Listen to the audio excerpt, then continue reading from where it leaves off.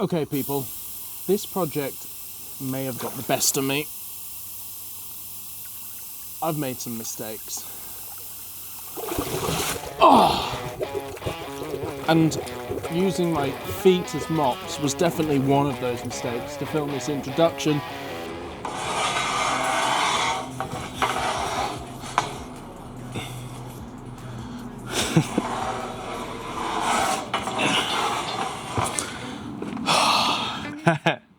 Hello, people of the internet. You probably thought we'd given up on this project, but no, this thing has been sat here through the winter waiting for me. Now, there are some challenges. We're not giving up.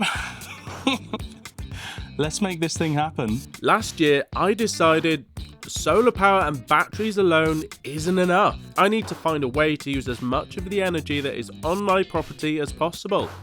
So, I decided to dig my own borehole so that I could use the energy stored in the ground. I would then use the refrigerant system from a heat pump tumble dryer to move that energy into my garden office. Of course, I could do the opposite in summer and provide some much needed cooling. Easy, right? Stripping a tumble dryer proved to be very easy. Getting the refrigerant system to run outside the tumble dryer even easier. The concept was proved and all we needed to do was put it all together. I had to find a way to extract the energy from the ground. Now I could have dug a channel in my garden a couple of meters down and laid coils of plastic pipe. But drilling boreholes has always fascinated me. They calmly seem to tackle whatever they find in the ground. So I started off by hand drilling using the airlift method to lift clays, sands, gravel and anything else that I could find. Well, that was until we reached sandstone, actual rock about 4 meters down. I tried adding an SDS bit to the top of my rig with the aim of breaking up the sandstone, but it was clear that we were not going to make any progress with this method. So I built a rig, attached a motor and a VFD, then switched up my drilling method to an actual bit turning with water pumped down and returning into a holding tank. It was slow and steady, but this got me all the way down to 13 meters, where I ran out of 1-inch drill pipe. For most people, 13 meters is nowhere near the length needed for a borehole. But thank goodness I didn't build this garden office any bigger, because at that depth I was done. Or at least I thought I was. We stopped for winter with a few challenges that halted our progress. Now that the mud is gone, it's time to tackle those other challenges. With our 115mm hole dug to the target depth, we can take the rig down ready for the pipe work. You don't realise how many parts you've put together to make these things work until you have to take it down again. Now, this is all coming apart, but you might see that that is stuck up there. Now, earlier in the design, I decided to not put the winch at the top and flip it upside down and put it at the bottom, so it was more discreet instead of a winch being at the top. But it's not IP rated. It's should we say, cheap Chinese brand of winch. So it's got water inside the windings, and when I plug it in, it trips the RCD. I'm not going to run it without the RCD, so I have two options. I force that up slightly, manually unhook it and bring it down, bearing in mind it does weigh 20-30 kilos, but it's on that sled, and then I can take it apart. Or I wait until it dries out, but it's now October and it's unlikely to be drying out, so I've got to find a way to get that thing down. Oh my goodness. How is it that heavy?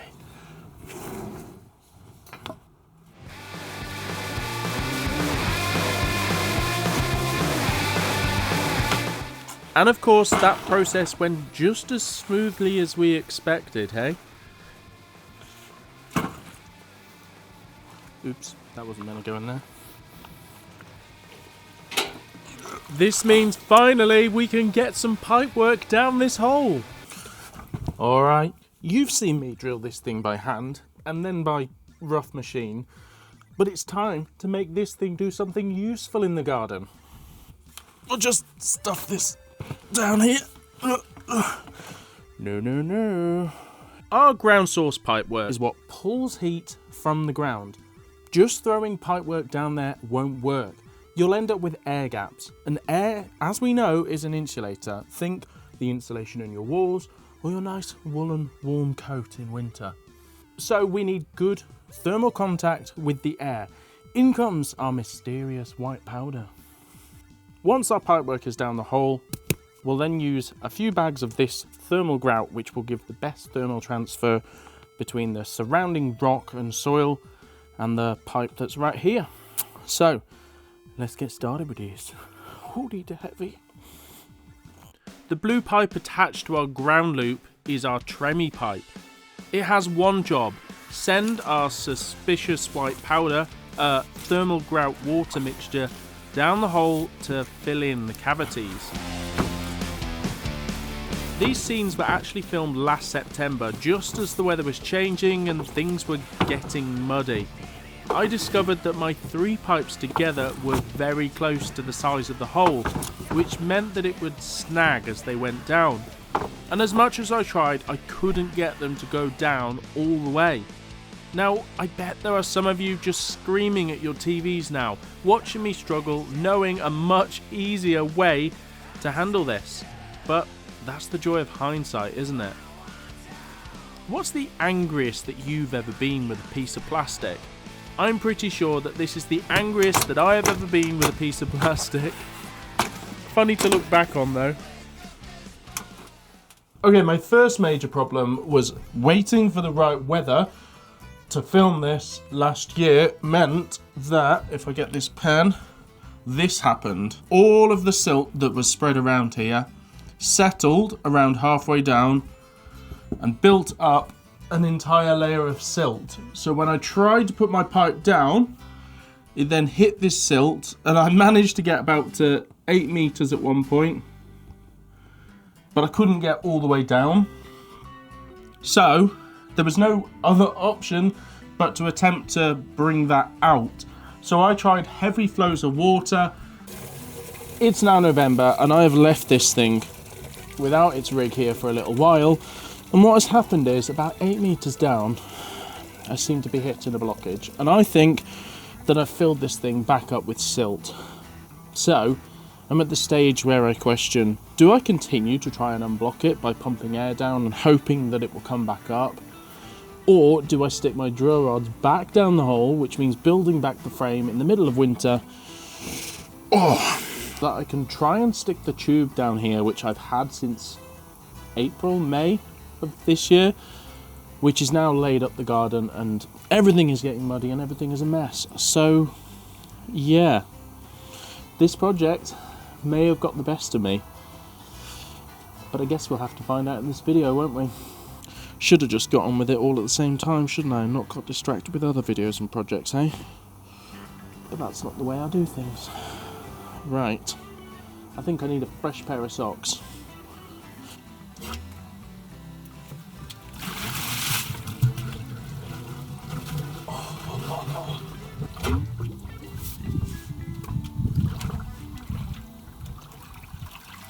Stop. Seeing the colour of that water, I genuinely did think that we were getting somewhere. It was fun making those geysers, but it didn't seem to really do anything. So not only did this make a mess, but it didn't work either.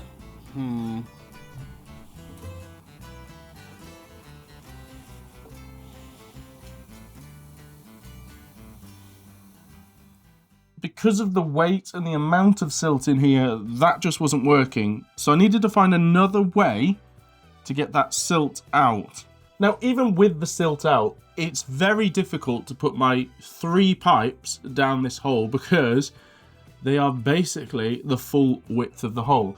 In an ideal world, I would have thinner pipework, but I couldn't find anybody that would be willing to sell to like a DIYer thinner pipework than I got. Another option would be to bore the hole out slightly bigger than we got, but I feel like I'm done with the boring part of this. So I needed to find a way to keep this straight and add weight onto here. Now, I could have dangled a concrete mass on the bottom, but doing that would have lost me some of my 13 meters in height. And I don't want to lose my 13 meters in height. So that isn't going to be an option.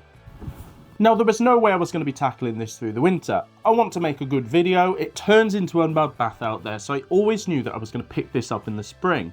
So I'd hoped that the gears would be turning and that I would come up with a solution to this. Well, I got distracted with other projects and I kind of parked this project. But then I was walking through an area where I saw two guys that were drilling boreholes for a company. And I got chatting with them about the project that I've been doing and the issues that I was having. And they suggested a few things. And as soon as they said them, I thought, why haven't we done this already? So, problem number one was all of that mud that's down the hole. Now, does this remind you of anything earlier in the project? Now, this mud isn't going to need re-drilling like we've had to go through the sandstone. So why don't we just go back to the airlift? Back when we started this project, I demonstrated to you guys how I plan to use an air compressor to pump air down my borehole inside the tube, which would then bring up the material through a pipe.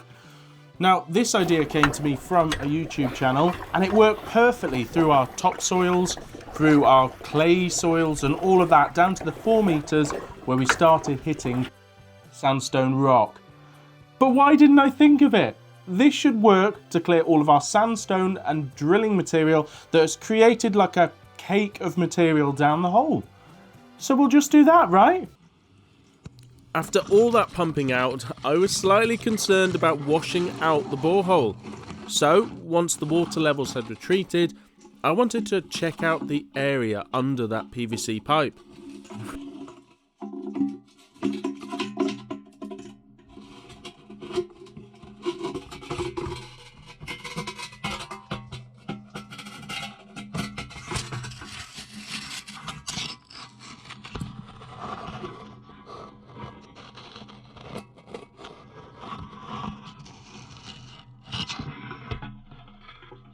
Phew. With that looking good, we can rebuild this rig. I initially wanted to rebuild this just so I could use a brand new winch so that I can help pull up these rods, because they get heavy once you get past the 6 meter mark. But using the compressed air, I found that it kept blocking up. I don't know whether this is because I was pushing it directly into the mud, which blocked up the holes, but what I did discover after stopping that method was a nice big rock that was blocking up that pipe.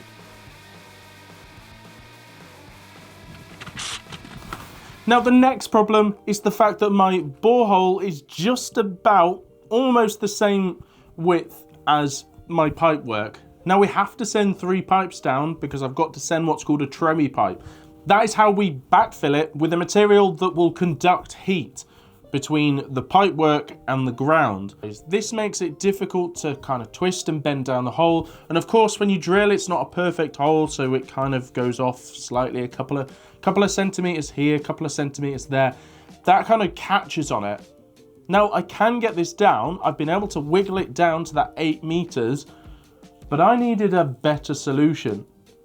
In comes the idea that the drilling rig guy suggested. I said I don't want to lose any of my depth of hole.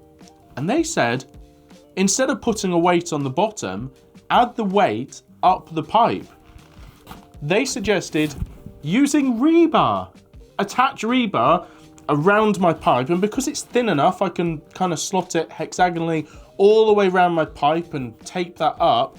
The rebar does 2 jobs. It adds weight and stiffness, so that that bottom meter, instead of kinking, it will stay nice and straight.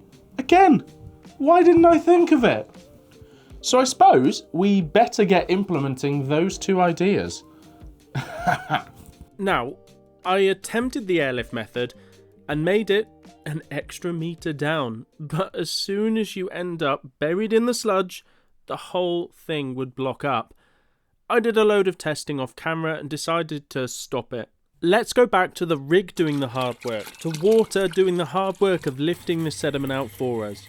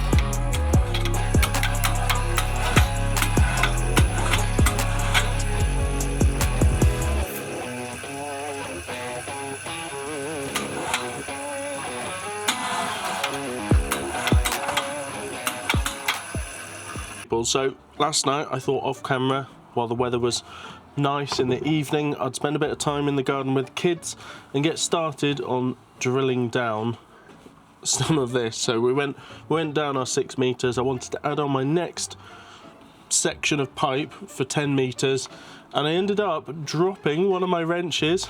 That's right, you know where this is going. When I was doing this last night, this was full of water. So as far as I was concerned, it just wobbled down. I'm not going to do a demonstration. I don't want anything else down there. Now, my concern is, if it works its way further down, it can go all the way to 6 meters. There is a section of this a couple of meters down where it widens out a little bit. And if I try and extract the tool and pull it out, it's going to end up in that zone and then underneath. And then it's going to be 30 meters down and we are never going to get it back.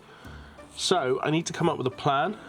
I may have come up with a solution by the time you guys watch this, but what would you do to get that out? I'm thinking magnets, which I can't find my magnets. I've got magnets somewhere, and I'm possibly thinking something on like a dangling down and hooking it, which we've got a couple of options, but I'm thinking if I try and hook it without magnets, I've got a chance of losing it or having it go down even further. This feels like the stupidest mistake that I've made in this whole thing, and it's really just down to complacency. Well, I have so much more respect for anybody that is in the borehole, ground hole digging industry. It's not just the right equipment, which obviously we're bordering on not the right equipment here. Those sort of pieces of equipment, they deal with all the heavy lifting. Some of the heavy lifting still has to be done by us. There are places we are making mistakes here, but this is a back garden project, and if we were able to achieve this in the corner of our garden, it just shows what is possible. But you can understand now why people just go with air to water or air to air conditioning units. Geothermal, or ground source I should say, can provide more efficiencies, but there is a massive upfront cost. People can drill holes down and then find that they just have to leave those holes and start another one for whatever reason, and hopefully we can get this out and I won't have to leave this hole. But this might be the end of this video. Let me know in the comments how you think we can get this thing out, and we'll just perhaps follow this up and actually achieve our goal in the next video. Till next time, bye guys. I'm an idiot. What that? You won't believe what I've got, Bailey. If you drop it. Oh, yes. Wow, that was a close call. And it's been cleaned. It's been washed. It works properly. Would you believe it, guys? Well, that was a lesson you only learn once.